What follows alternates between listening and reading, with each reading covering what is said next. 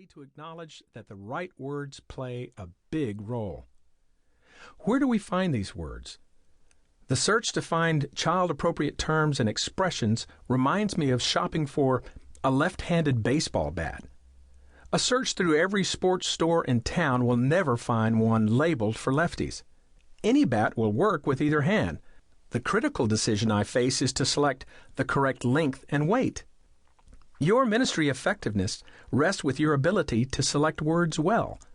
Because when you step up to the plate and talk to a child about Jesus, a uniquely large kingdom win might occur. Dwight Moody understood the substantial victory that takes place when children accept Christ. After an outreach service at a local church, an acquaintance asked Reverend Moody, "Were there any converts tonight?" The legendary evangelist said, "Yes, there were 3 1/2." The friend responded, 3 adults and a child?"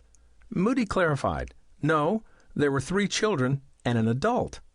He then continued, answering the bewildered look on the inquirer's face.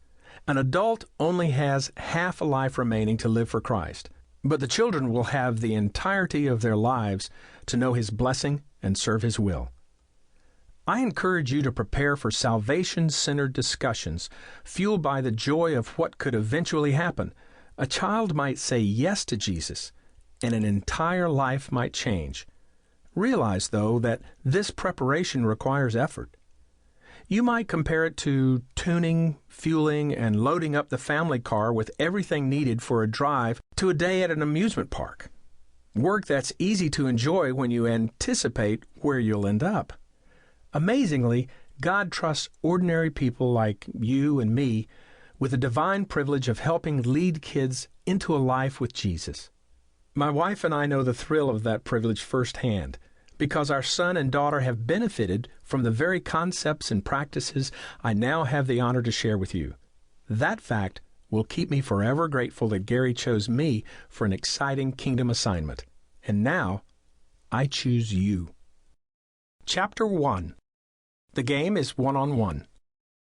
Some seek the thrill, others cringe in fear. The world consists of 2 types of people, those who like roller coasters and those who don't. I'm in the latter camp. So I felt a genuine jolt of panic when my son Scott met the minimum height requirement to ride a giant roller coaster during our annual trip to a nearby theme park. The line for the premier attraction, one of the largest wooden roller coasters in the country, lasted 90 minutes. During this slow march of self-inflicted torture, I pictured every worst-case scenario we might encounter, or so I thought. Finally, we stepped into a little car that would hurl us towards certain death. At least that's how I viewed it.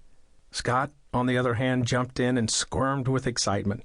As the iron safety bar lowered and locked across my lap, I grabbed it and told him, "Scotty, hold onto the bar like Daddy and do not let go." My breathing was rapid and shallow, and the veins on the top of my hands popped out as I clamped into the bar of life.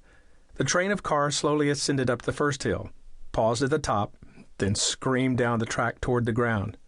Okay, it was not the car screaming, it was me. Despite the growing gravitational force that invisibly pushed my head back, I managed to squeak out high-pitched words. "How you doing, Scotty?" "Not too good right now, Daddy," was the alarming response I heard. Pure adrenaline washed away my fear when I saw what had happened. While the iron safety mechanism remained locked in place across my lap, a gap existed between Scott's much thinner lap and the bar. This resulted in my son slipping forward, barely on the seat at this point, with hands still clinging to the bar that was now at his neck. Immediately, I unglued my fingers from the bar and in one big heave, pulled him upright and pressed the locking mechanism down further. This meant the iron bar was now holding him securely but cutting off circulation to my lower body. I wisely reasoned, better to experience excruciating pain than to tell my wife I let our son fly off the roller coaster. I held on to him with one hand for the rest of the ride while the other hand resumed its grip of life. As we climbed out of the car, I tried to control my trembling as Scott asked, "Can we go on it again?" I share this story to illustrate an important point. Despite all the wonderful activities taking place throughout that theme park, and even surrounded by workers responsible for our safety and fun, I had to take appropriate action, and I had to do it alone. My response to my son made a big difference to him, possibly a lot.